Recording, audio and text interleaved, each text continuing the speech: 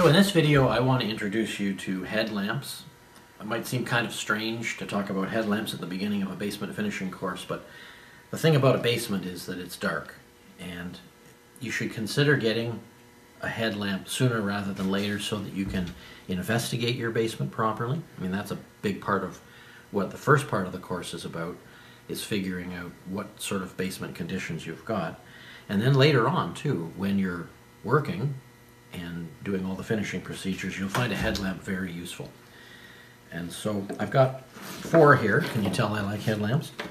I think maybe my favorite out of all would be this style.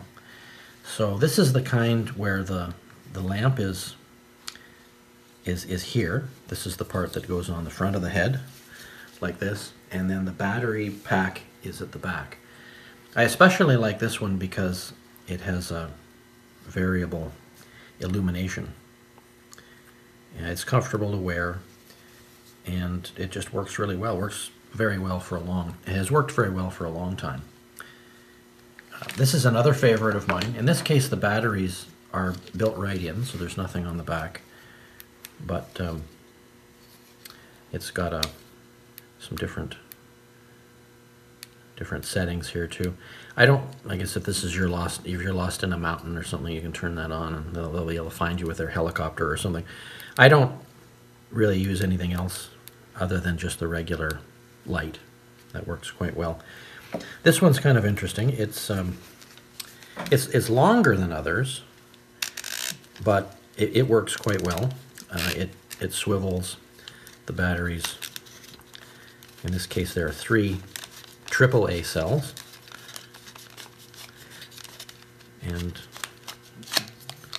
they fit in here. These are disposable alkaline batteries. I mostly use rechargeable nickel metal hydride batteries, which helps to economize things. This is another one.